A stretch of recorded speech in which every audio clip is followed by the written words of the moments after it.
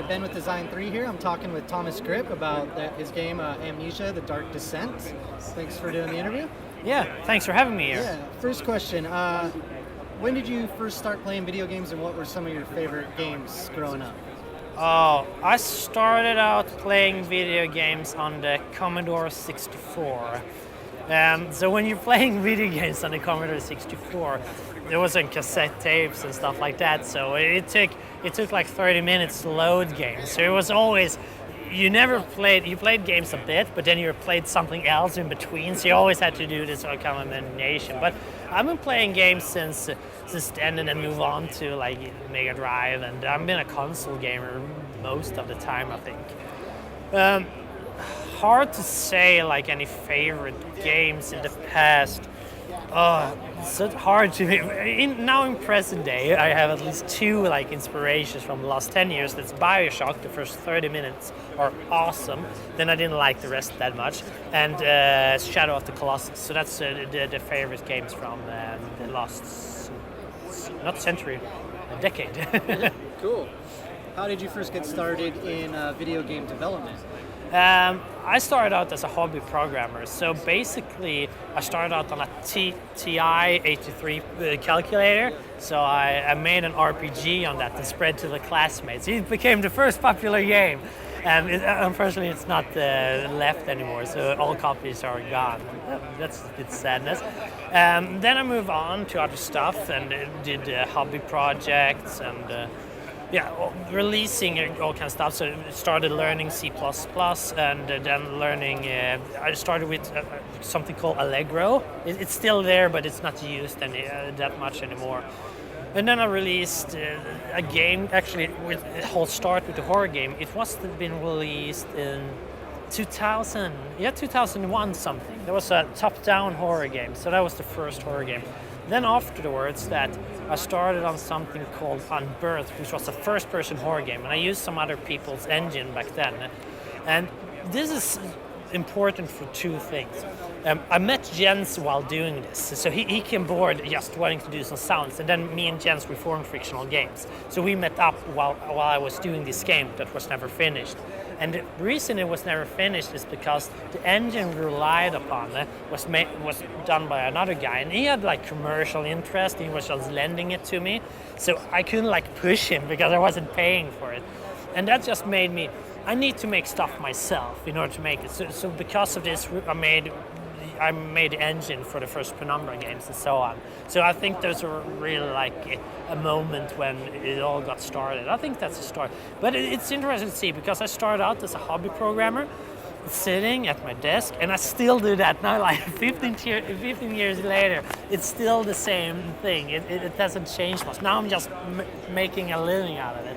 It's kind of strange feeling. I just feel like I don't have a proper job.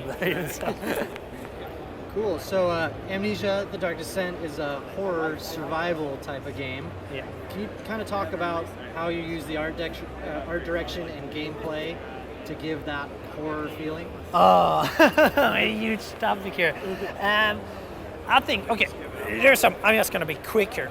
First of all, the thing is that we try and keep everything in the player's mind. Show as little as possible, and also let the player do as little as possible. Because if you're like shooting stuff all the time, that's your main activity. You're not gonna focus on some weird sound. And so if your entire focus is just focusing on weird sounds, you get a different kind of experience. You're really like minimizing the impressions that the player has. Sensory deprivation almost, with just the small sounds and ambient tunes and stuff like that. That's a big point. And also we have this interaction thing. It's interesting. I think someone, was it PC Format or UK, something like that? They call the game, like Anders has some headline like Desktop Simulator 2000. And that's basically our game. I mean, it's not fun to play in any way or other than like messing around with the physics. There's not like a shooter where you can just put some enemies in and then you have the game. We need to build environments and use this physical interaction to get anywhere. So that's a big of the gameplay. We don't have any like this is the fun core, but we make like a holistic approach. So that's important. Then it's also the entire that we don't have any repetition. You don't die in Amnesia. I had in Penumbra, we still made a series game, but I think one of the things with Amnesia is that you can just go on and on. You never have to repeat yourself. You're never stuck. You can just, even if you're bad at games, my father can play our game. I mean, that's saying a lot. He has played like Desert Strike and Super Mario. There's a lot of our games he has played. So he can play it because we're not like putting up limits on how you need to be able to what you need to do and able to proceed.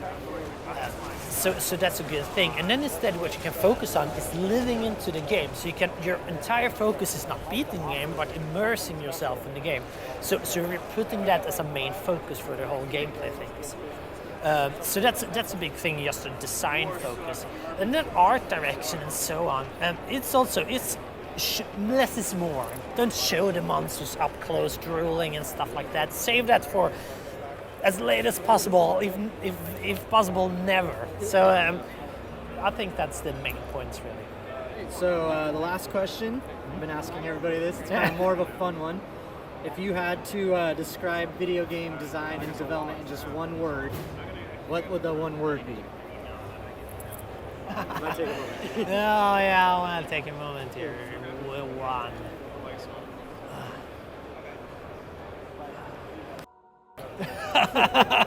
No, that's not a word. It could be, but basically, I'm thinking about one, but I'm thinking if I have started. Well, I must say like something like frustration, or because for me, or almost dissatisfaction. I get if you just take game design, not the entire building a project. Making a design has no satisfaction for me at all. Yeah, so it's gotta be. I mean, it's so boring to write stuff on paper, coming up with everything and so on.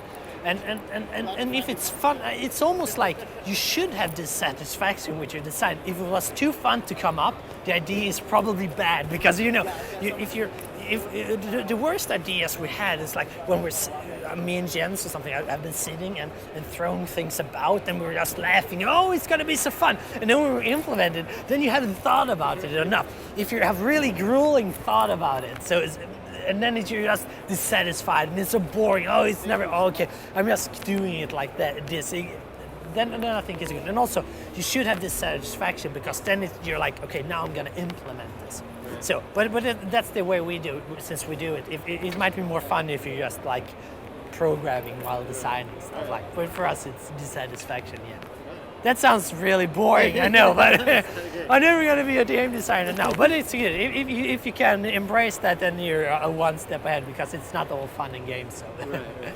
All right. Well, that concludes our interview. Thanks a lot. Appreciate it. Yeah. Thanks for having me on again. Yeah. Thanks. Definitely.